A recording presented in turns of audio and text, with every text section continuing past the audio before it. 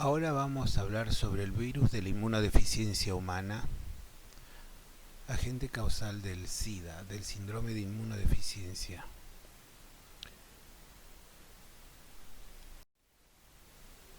Para abordar esta temática nos planteamos como objetivo analizar los aspectos generales de la infección por el VIH, resaltar los grandes avances del conocimiento sobre la epidemia, conocer las estrategias de prevención combinada y el impacto de la misma, analizar los pasos o algoritmos diagnósticos en el monitoreo de la infección. Cabe recordar que para un mejor entendimiento de todo lo que vamos a conversar durante la presentación, es necesario que tengan en cuenta características que ustedes ya han visto en Microbiología 1, como son las características del virus, su método de replicación, los targets para antivirales del virus o sus blancos de acción y en la patogenia del mismo. Ahora nos vamos a concentrar más sobre aspectos sobre la epidemia de la infección por VIH y cómo se previene la presencia de nuevos casos, y por otro lado vamos a hablar de cómo se diagnostica y se monitorea la infección por este agente viral.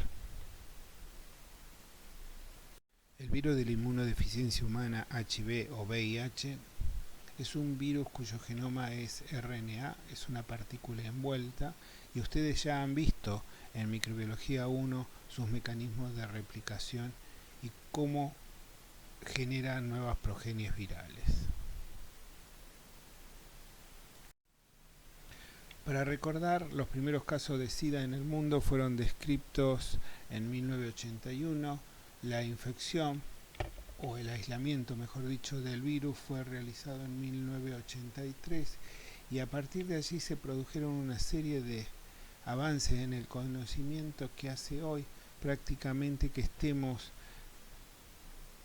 planteando las estrategias que puedan llegar a controlar esta epidemia.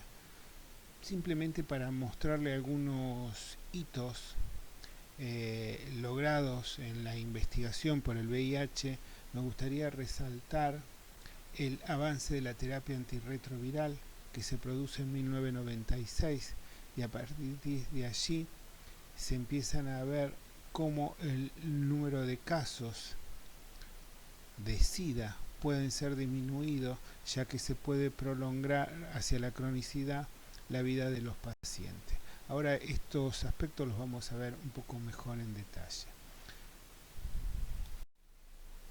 El avance de antirretrovirales, como les decía, surge a partir de 1987, la primera droga AZT, pero luego ha sido tan grande que hoy contamos con una batería de más de 20 antirretrovirales.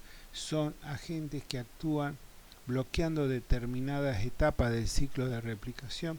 Simplemente los colores que ustedes ven en la transparencia, en el slide, significan básicamente que actúan sobre un target determinado. En el caso de los azules son inhibidores de la proteasa viral. Recuerden, la proteasa viral es cuando se forma la partícula viral antes de emerger de la célula y se produce el cortado, el clivaje de las macroproteínas.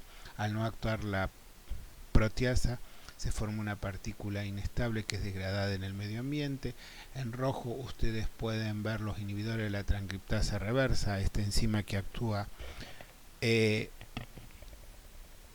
para pasar el RNA viral a DNA.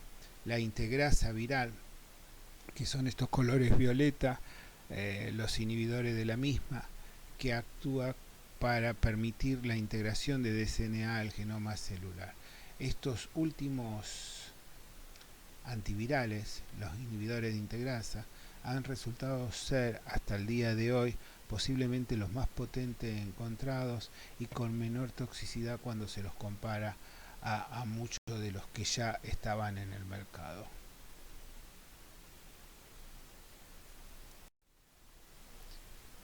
Hay que recordar un poquito, vamos a ver qué ha ocurrido en cuanto a la sobrevida. Como yo les decía, que en 1996 surge la terapia combinada, o la famosa HAR, o terapia de alta eficiencia, que no es otra cosa combinar tres drogas de las que ustedes vieron anteriormente juntas, y antes de la terapia HAART, antes de 1996, la expectativa de vida de un paciente HIV era de 8 años. Sin embargo, rápidamente la expectativa de vida de los individuos infectados por VIH avanzó hasta llegar al día de hoy, donde hay muy pocos años de diferencia entre la persona infectada por VIH y aquella que no se encuentra infectada.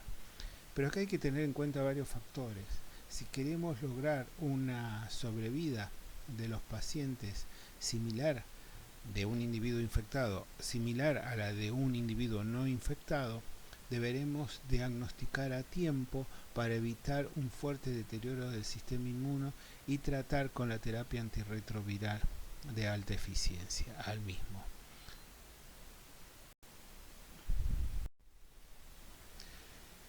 Recordarle que la epidemia se empieza a describir como casos de SIDA, de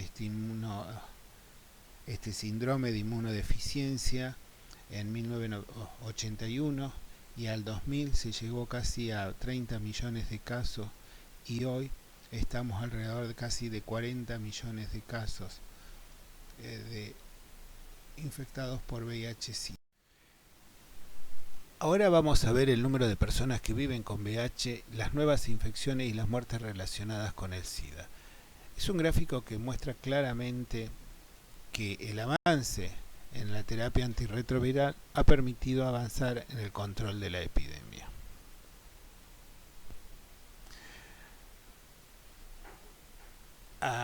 Por ejemplo, o si usted ve en la línea roja, ven que el pico de las muertes relacionadas a SIDA se produce a nivel mundial en el 2005 y luego hay una decadencia, una disminución de los casos.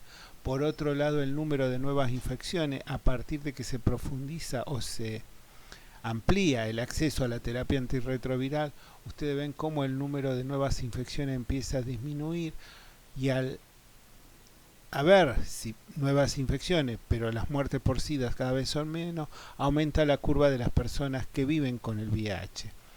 Esto es lo que está ocurriendo hoy a nivel mundial, donde el número de personas que viven con VIH continúa incrementándose, se sigue disminuyendo las nuevas infecciones y se sigue disminuyendo las muertes por este agente.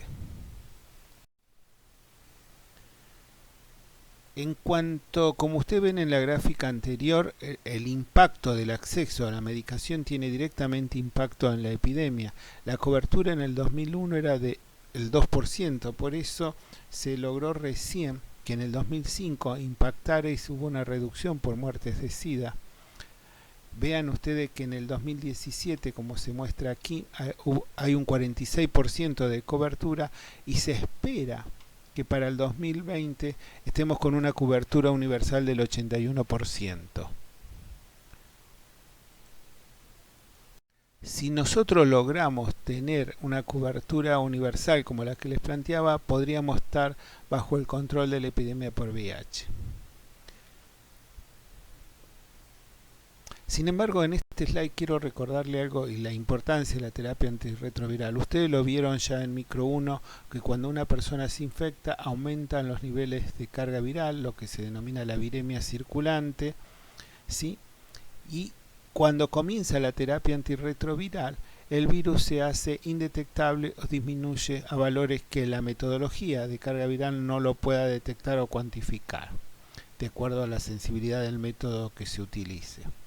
¿Qué es necesario para mantener estos niveles bajísimos no detectables de carga viral? Mantener permanentemente la presión de drogas.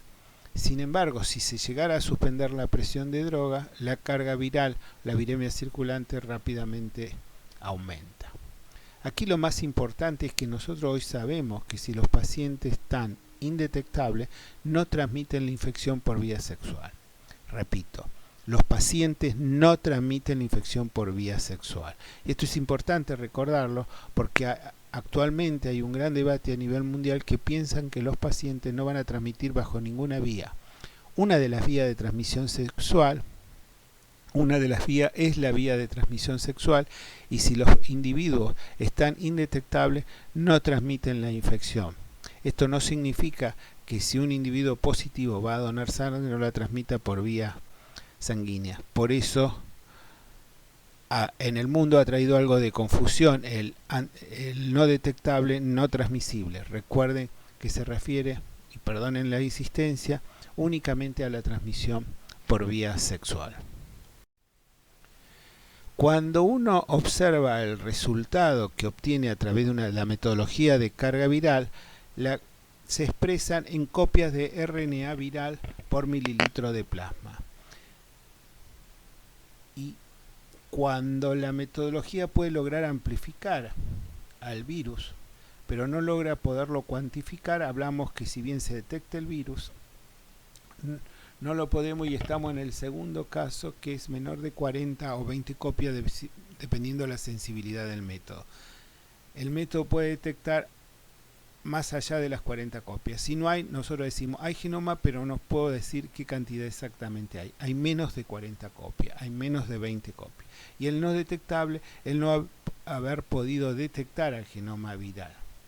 Esto es importante que lo tengan en cuenta cuando nosotros hablamos de individuos no detectables, menores de 40 copias, resultados. El gráfico anterior de no detectable, no transmisible, en realidad se debe tener en cuenta la carga viral y hoy se sabe que cargas virales por determinadas metodologías menores de 200 copias no debería poder transmitirse por vía sexual o no se transmiten por vía sexual, mejor dicho. Teniendo en cuenta lo que hemos comentado, el Programa de Naciones Unidas para la lucha del SIDA, la tuberculosis y la malaria propuso objetivo para dar una respuesta rápida para el control de la epidemia del VIH. Esa estrategia es conocida como 90-90-90 y donde se propone reducir el número de infecciones por VIH. Pero hay algo que hay que tener en claro, ahora vamos a definir claramente cuáles son estas metas o esta estrategia, que siempre y cuando podamos lograr disminuir el estigma y la discriminación asociado directamente a este tipo de infecciones. En otras palabras, lo que propone el Programa de Naciones Unidas de lucha contra el SIDA, la tuberculosis y la malaria, es lograr que el 90% de los individuos infectados por VIH sean diagnosticados, que el 90% de los individuos diagnosticados sean tratados con antirretrovirales adecuadamente y que de ellos el 90% tengan carga viral no detectable. Si nosotros logramos alcanzar estas metas, lograríamos reducir bruscamente la epidemia con el VIH. La pregunta es, ¿estamos alcanzando estas metas? Y estos son los datos a nivel global de lo que ocurre en el camino hacia estas metas trazadas. Si vemos el porcentaje de personas que viven con VIH, o sea, aquellas que saben su estado serológico, es el 75%. Para llegar a la meta nos falta un porcentaje de gente seguir diagnosticando, de las cuales un 59% se encuentra bajo tratamiento y de las cuales un 47%, que es la tercera columna, tienen cargas virales no detectables. Veamos entonces esos porcentajes, cómo repercute en el número de personas. Personas a nivel global, datos del 2008, que necesitan ser diagnosticadas. Hay un estimado de 5.7 millones de personas que faltan ser diagnosticadas del VIH. para alcanzar la primera meta del 90. Personas que deberían estar bajo tratamiento. Hoy tenemos el 59% de las personas. Necesitaríamos incorporar a 8 millones de personas más bajo tratamiento. Por lo tanto, hay que expandir urgente el acceso a la medicación.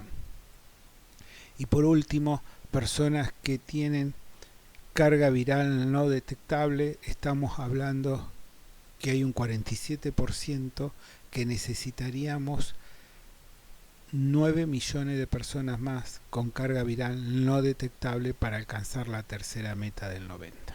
Como verán, los desafíos a nivel mundial para alcanzar las metas propuestas por el Programa de Naciones Unidas es un gran desafío. Vamos a hablar ahora de lo que ocurre en Argentina. Argentina tiene una población aproximadamente entre 40 y 44 millones de personas. Se calcula hay un estimado entre 120.000 y 130.000 personas infectadas con el VIH. Conocen su condición, acá dice en el slide, un 50%, yo les diría que hay un 60-70% conocen su condición y que hay aproximadamente unas 60.000 personas bajo seguimiento. Pero estos datos los vamos a ver un poquito más actualizados en los siguientes slides. Simplemente me parece que hay que recordar que la epidemia en Argentina es una epidemia de características desde el punto de vista epidemiológico definida como epidemias concentradas. Si uno toma la población general, hay 4 personas infectadas por cada 1000 habitantes en Argentina con VIH. Pero si uno analiza a determinados grupos o comportamientos, ustedes ven que esos porcentajes aumentan y se concentran en determinados grupos. Así tenemos que en los hombres que tienen sexo con hombre, la gente gay, estamos hablando entre 8 y 12% la prevalencia. En usuarios de drogas en general son todos inhalatorias, oscilan entre el 5 y el 8%, mientras que en trabajadores o trabajadoras sexuales la prevalencia es del 5% y en la población trans se habla de un 30% de prevalencia de infección por VIH. Veamos ahora cómo está Argentina para alcanzar esas metas del 90-90-90. Hoy sabemos o se estima que las personas infectadas por VIH en Argentina son, como les dije anteriormente, entre 120.000 y 130.000 individuos. Los datos de salud pública dicen que hay registrado 8.500 diagnosticados, por lo tanto, en Argentina hay unas 30.000, 36.000, 40.000 personas que desconocen que se encuentran infectadas por el VIH. Y bajo tratamiento de estas 85.000 personas se encuentran 70.000. ¿Cómo impacta esto en el 90-90? Muy bien, 132.000 personas, como les dije, con infección por VIH. Necesitamos diagnosticar 34.000 personas y necesitamos poner en tratamiento otras 37.000 personas. Por lo tanto, el desafío proporcional es un desafío en cuanto a lo que falta y a lo que se ha logrado, es un desafío bastante importante. A medida que nos vayamos acercando a las metas, cada vez va a ser más difícil. De hecho, que no van a ser alcanzadas para el 2020, como dice la transparencia. Uno de los grandes desafíos que tenemos en Argentina es lograr avanzar en el diagnóstico. Y lo primero que nos preguntamos, ¿qué es un diagnóstico tardío?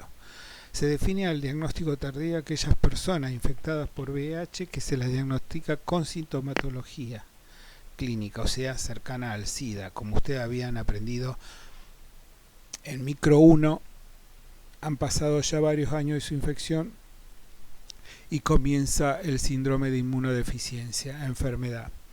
Y si ustedes ven que en la ciudad de Buenos Aires el 20% de los varones que se diagnostican es en forma tardía y las mujeres en un 14%.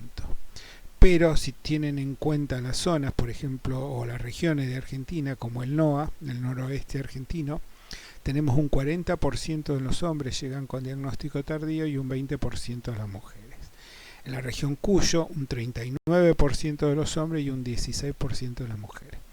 La primera pregunta que surge viendo este gráfico, de acuerdo a los diagnósticos tardíos clasificados según sexo y región, es ¿por qué las mujeres tienen menos diagnósticos tardíos? Bueno, porque en Argentina se implementó que para todas las embarazadas es obligatorio ofrecer el test de VIH. Por lo tanto, en general, la mujer ha tenido una mayor accesibilidad al diagnóstico que el hombre. Por otro lado, es en el caso del hombre, la no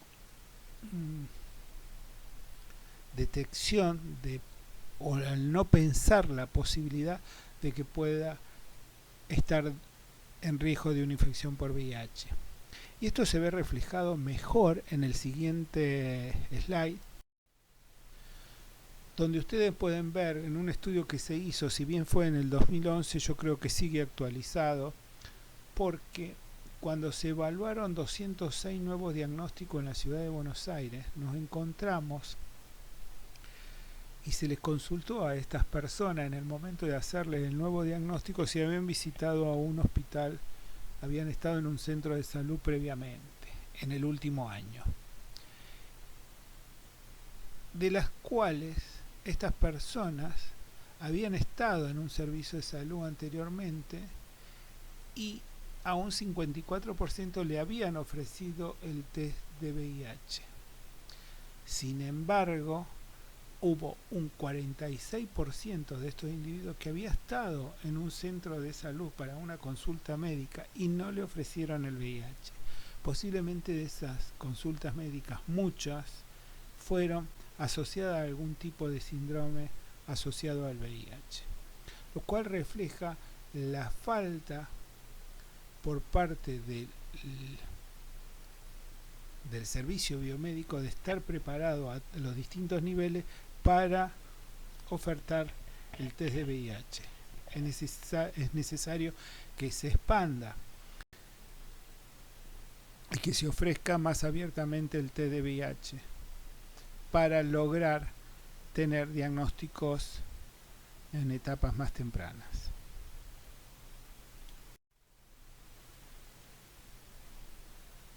Antes de avanzar con el área de cómo diagnosticamos y cómo monitoreamos la infección, vamos a hablar 2 o 3 palabras acerca de la prevención combinada. Primero, ¿qué es prevención combinada? Ustedes saben que hace un tiempo hablábamos que la prevención de las infecciones de transmisión sexual es el uso del preservativo, y hay que usar preservativo, sexo seguro, preservativo, sexo seguro. Desde el punto de vista de las ciencias sociales, hay muchos estudios que demuestran claramente, especialmente los ha publicado la Organización Mundial de la Salud, que la mejor estrategia para prevenir infecciones de transmisión sexual, desde ya el VIH también, son las estrategias de prevención combinada. Y cuando hablamos de estrategia de prevención combinada para las infecciones de transmisión sexual, incluyendo el VIH, hablamos de estrategias desde el punto de vista biomédico, estructurales y comportamentales. ¿Qué significa esto? Desde el punto de vista biomédico, nosotros podemos realizar ciertas intervenciones para reducir la posibilidad de transmisión de una infección de transmisión sexual y puntualmente del VIH. Por ejemplo, la entrega de preservativos con lubricantes adecuados, el hecho de realizar o promover la realización de la prueba, ampliar el acceso al tratamiento antirretroviral, por lo que les dije antes, mientras más pacientes estén con carga viral no detectable, no están transmitiendo por vía sexual. Tenemos que reducir la transmisión vertical, tenemos programa para lo que se denomina terapia preexposición. La circuncisión en Argentina no es muy aplicable y después hay programas para reducción de daño en el caso de usuarios de droga inyectable. A nivel estructural, están con ejemplo, se pueden hacer intervenciones que promueven un ambiente propicio, por ejemplo, la descriminalización de la transmisión en los grupos de poblaciones clave, abordaje de género y trabajar contra la violencia de género, leyes que protejan los derechos individuales de las personas, y esto en Argentina ha habido, digamos, Argentina es pionera en todo este tipo de leyes, y por supuesto intervenciones que reduzcan el estigma y la discriminación. Y hay otro abordaje que es el abordaje comportamental. Las intervenciones de comportamiento, básicamente. ¿Qué son? Asesorar cuáles son los métodos que se pueden hacer para reducir daño, educar en base a una salud integral. Hay que hacer educación entre pares. Cuando me refiero a pares son entre estudiantes de medicina, entre población gay, entre trans, o sea que ellos mismos logren hacer campañas para que entiendan, que mejor que sus pares entienden en base a los comportamientos y cómo se pueden reducir, cambiando esos comportamientos, los riesgos hacia una infección por VIH.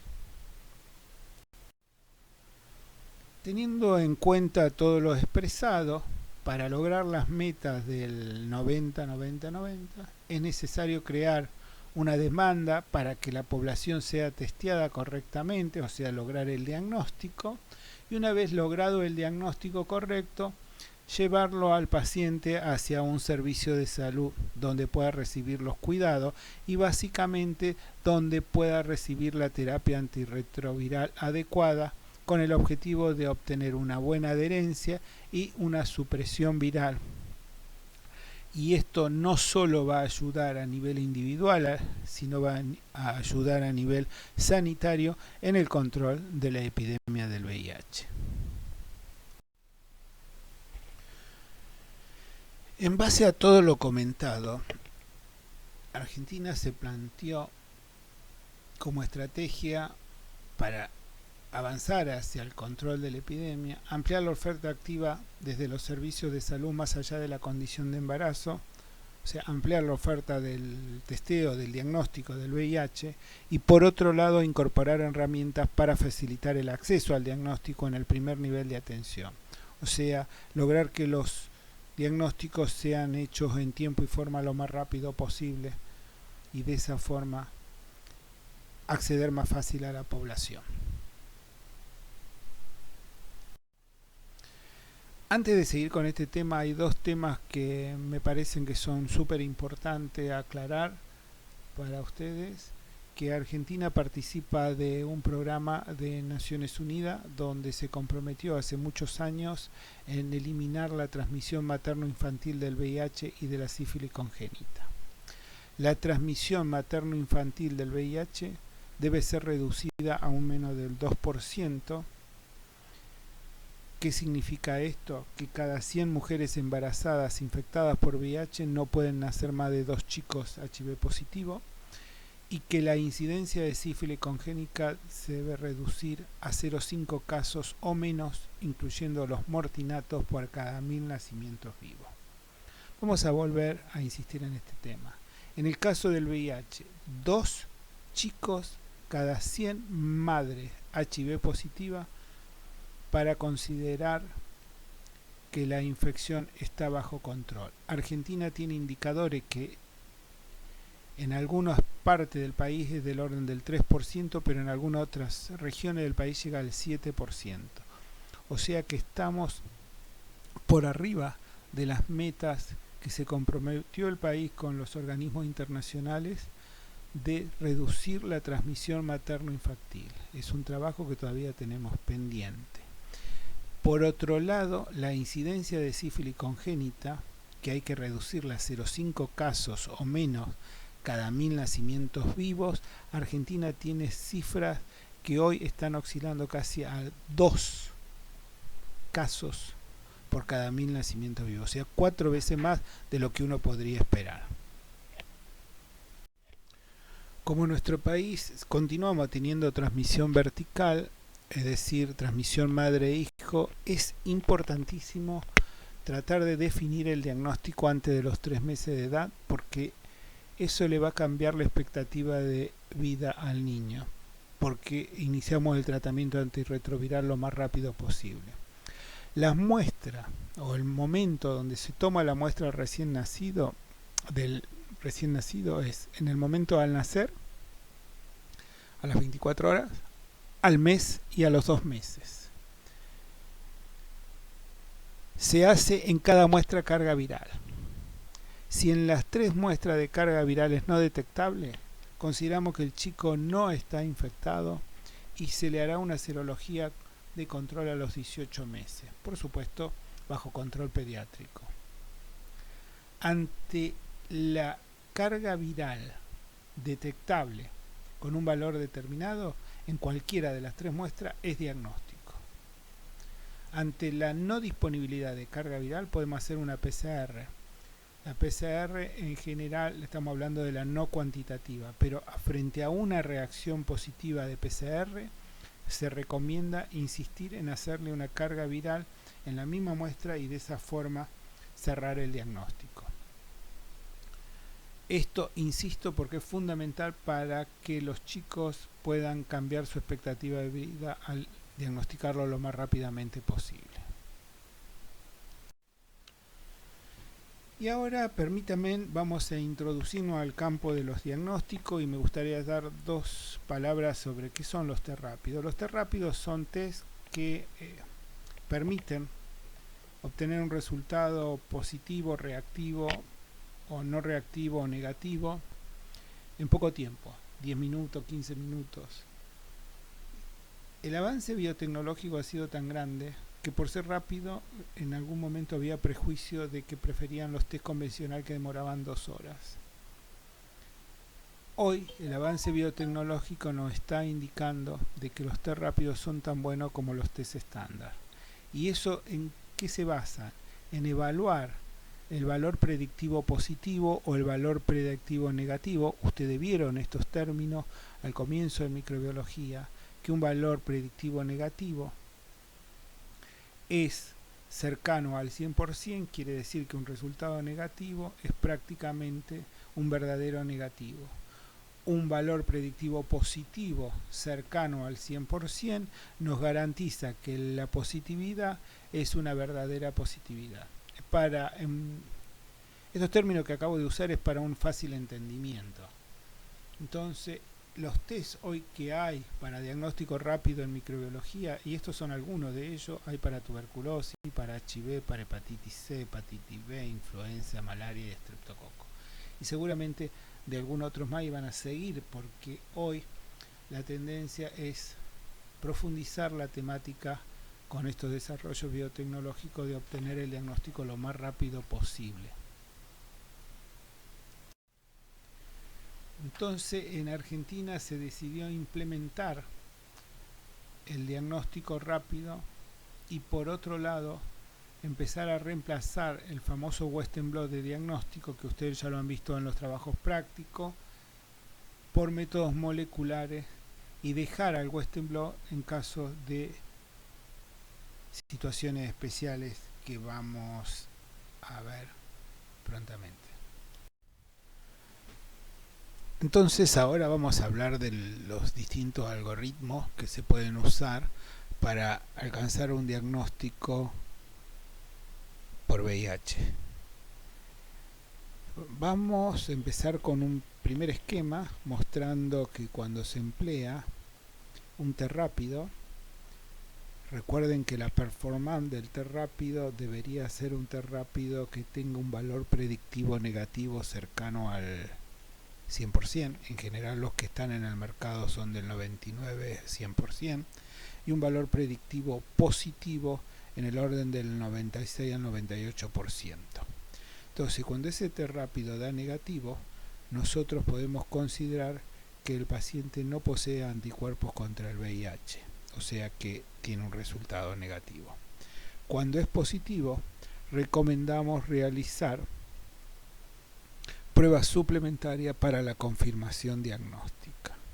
¿Cuáles son esas pruebas complementarias para la confirmación diagnóstica?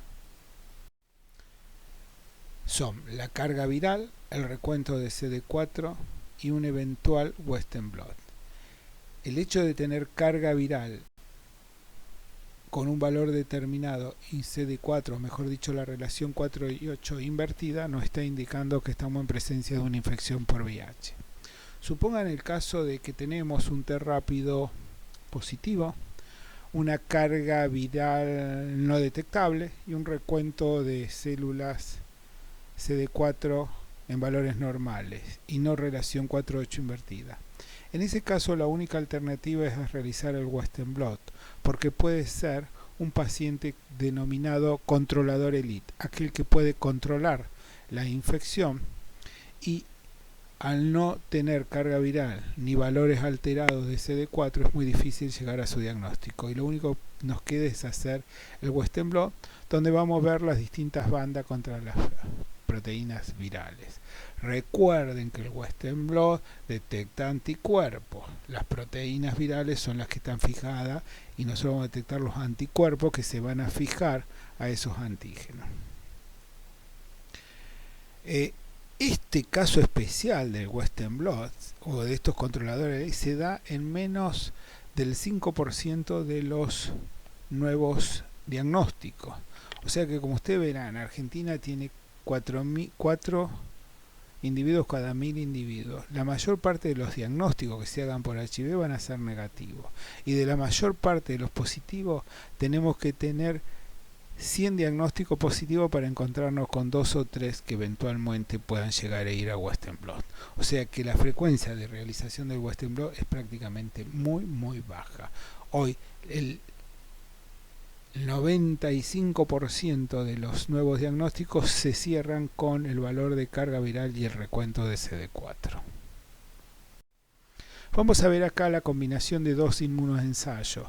O sea, se realiza un ensayo 1 al cual da negativo, entonces informa que es negativo, igual que el T rápido. Pero si hacemos una ELISA y da reactivo, uno puede hacer una segunda ELISA y si esa ELISA da positivo es confirmación diagnóstico. Y esto es porque a veces los grandes hospitales cuando procesan muestra, o mejor dicho, de acuerdo al sistema, los médicos mandan orden para hacer ELISA, luego mandan orden para hacer ELISA y a veces las obras sociales no autorizan la carga viral hasta no tener los ELISAs positivos. Depende cómo se maneja, pero 2 ELISAs de distinto formato o 2 T rápidos de distinto formato, cuando dan reactivo es considerado valor diagnóstico. El valor predictivo positivo es superior al 99.6%. Claramente es positivo. Y en estos casos, una vez que es positivo, bueno, el médico decidirá enviar la muestra para carga viral y CD4 para realizar el monitoreo del paciente. En caso que haya una discordancia entre ambos test, se debe directamente hacer carga viral y CD4 para resolverlo.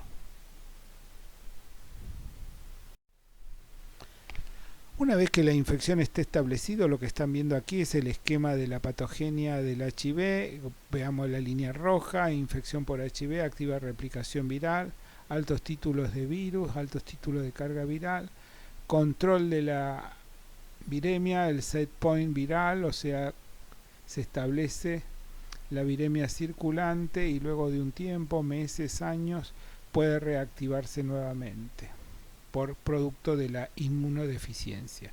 Aquí ven la caída de CD4, que en su evolución natural nunca se recupera a los valores normales, hay una caída permanente, y en línea punteada la presencia de anticuerpos.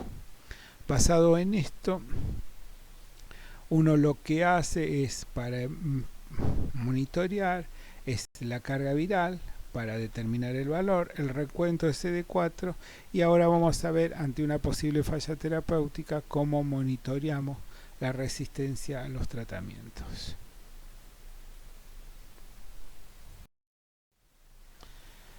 Tenemos que tener en cuenta lo que es dinámica viral y resistencia antivirales. Recuerden que cuando uno tiene una población, que son los puntos verdes de un individuo infectado, uno lo somete a una presión de droga y va a haber una selección natural.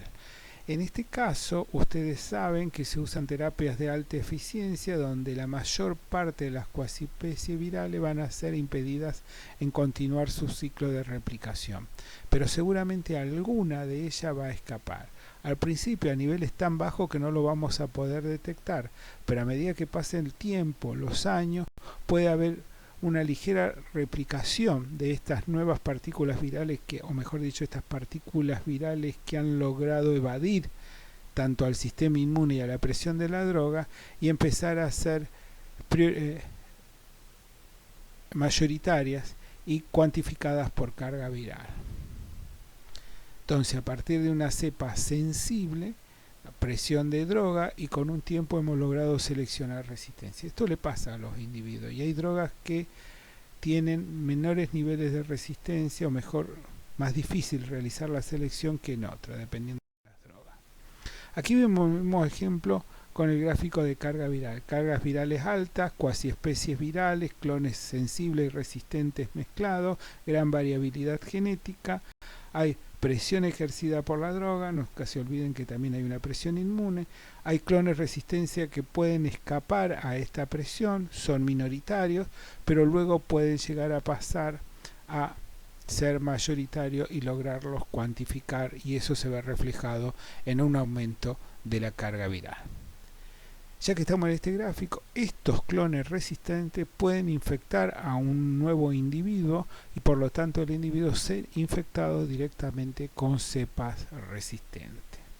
Pero en esta dinámica, si el individuo, supónganse, es infectado por cepa resistencia y sigue su curso natural, en general el virus salvaje, el virus más sensible, tiene una mejor capacidad replicativa y el que va a predominar en la población viral después de unos meses, pasando a niveles cuantificables inferiores las cepas resistentes.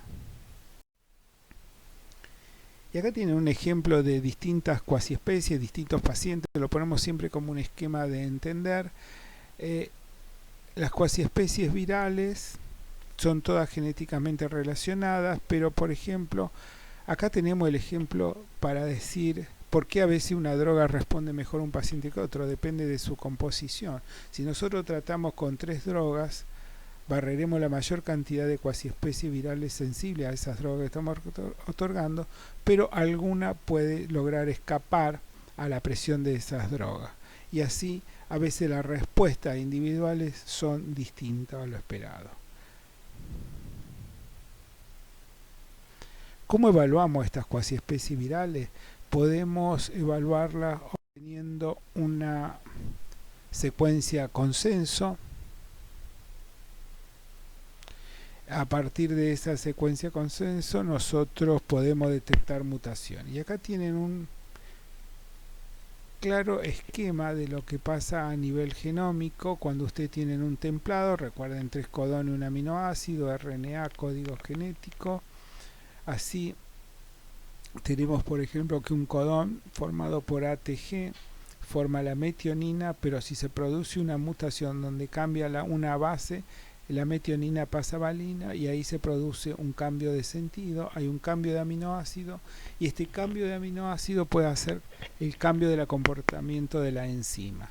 Y así este ejemplo no es teórico sino real, donde la mutación en el codón 184 de la transcriptasa reversa en un cambio de metionina a valina está asociado a resistencia a varias drogas. Acá le mencionamos algunas. Para lo cual, para poder detectar esos cambios, lo que uno hace es una secuenciación nucleotídica por método Sanger, que seguramente ustedes ya lo han visto, y ahí se comparan con secuencias, patrones, y esto se hace todo por software, donde se compara las muestras o la secuencia de los pacientes a secuencias altamente sensibles y se van a detectar los cambios de mutaciones. Esto no se hace manual, sino lo hace a través de un software La comparación de las secuencias se realizan a través de bases de datos, algunas institucionales como la de Stanford, otras abiertas y otras de compañías, y básicamente lo que uno obtiene después de la interpretación a través de este estándar es un reporte donde a ustedes le dan el nombre de los fármacos, la característica del fármaco y los niveles de resistencia a una droga determinada. Como acá ven, todo en verde está lo susceptible, en rojo son los distintos niveles, y aquí el informe les da qué mutaciones, esta es la región de la transcriptasa reversa, esta es la región de la proteasa, qué mutaciones han sido detectadas asociadas a resistencia, y de esa forma uno puede reseleccionar la droga adecuada para continuar los tratamientos. El abordaje del control de la epidemia del VIH requiere que la comunidad biomédica entienda que las estrategias deben ser multidisciplinarias, por lo tanto el abordaje es multidisciplinario, y nuevamente les recuerdo que lo más importante es crear una demanda para testear, hacer el diagnóstico en tiempo y forma, poner a los pacientes bajo control del sistema de salud, un tratamiento estándar adecuado de antirretrovirales que aseguren la supresión viral y la adherencia en el paciente. Esto nos permitiría acercarnos hacia el control de la epidemia. Muchas gracias.